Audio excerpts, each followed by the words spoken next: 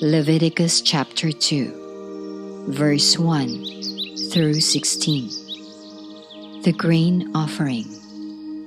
When anyone brings a grain offering to the Lord, their offering is to be of the finest flour. They are to pour olive oil on it, put incense on it, and take it to Aaron's sons, the priests.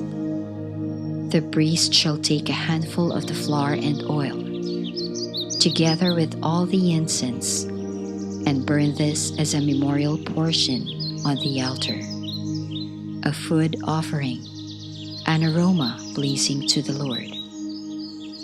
The rest of the grain offering belongs to Aaron and his sons. It is a most holy part of the food offerings presented to the Lord.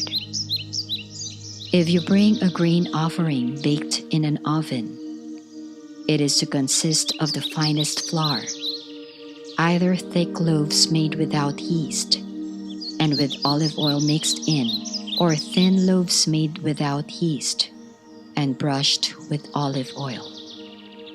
If your grain offering is prepared on a griddle, it is to be made of the finest flour, mixed with oil and without yeast.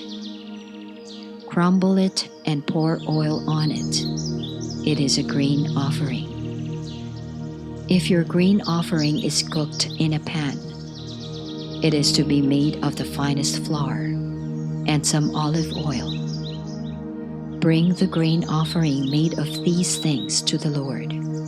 Present it to the priest, who shall take it to the altar. He shall take out the memorial portion from the grain offering and burn it on the altar as a food offering, an aroma pleasing to the Lord. The rest of the grain offering belongs to Aaron and his sons.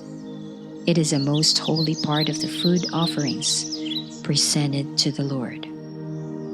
Every grain offering you bring to the Lord must be made without yeast, for you are not to burn any yeast or honey in a food offering presented to the Lord.